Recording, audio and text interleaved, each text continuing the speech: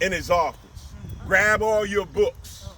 And whenever we go to the dean of students' office, it was not going to be a good look, right? And so they told me I was never going to get a degree from this university. I'm like, yeah, all right, whatever you say. I came to get something, and it's that piece of paper. And so when I got to the dean of students' office, y'all,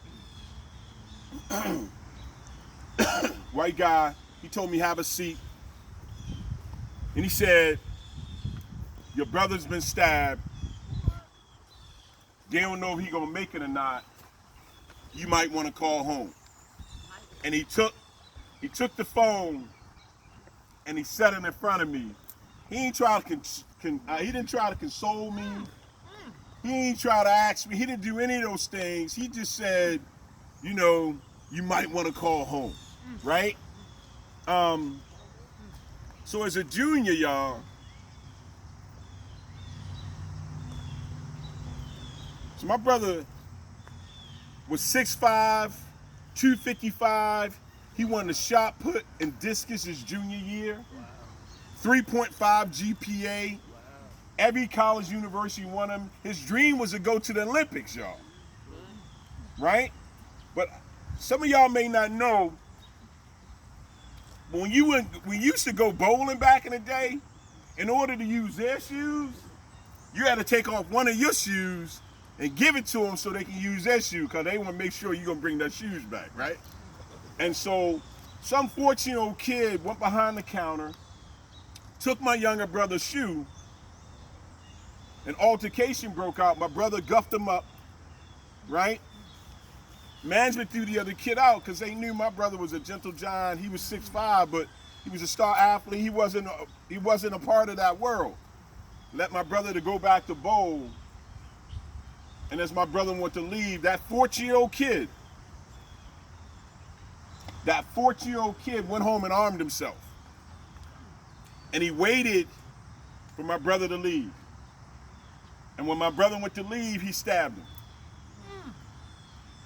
And he died 3 days later, shock trauma, Baltimore. Right? 3 days later. And 4 days later, he died at shock trauma. I came home from school. Y'all, with a 9mm German Luger.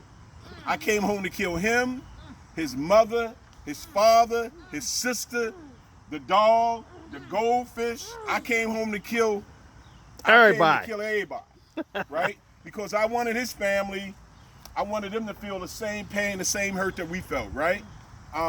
So you heard I said I came home with a 9mm German Luger, right? That mean, Brother White, I took it to school with me. Oh. That's what it means. Yeah. That's what it means. I came home with it, right? And so, because, listen, in 1985, they was having Klan rallies in downtown Charlotte. The school I went to was 12 miles away from the Grand Wizard of the KKK, Granite Quarry. So it was nothing like dealing with those elements. And it wasn't like I was home when I had all my boys that we could come back and go get them and we can go and rectify it. You feel me, Brother Dwight? It wasn't happening, right? And so I came home to kill him. But God is so amazing that didn't happen, y'all, right? Or in the spirit of diversity, whatever higher power you believe in, your God is awesome too.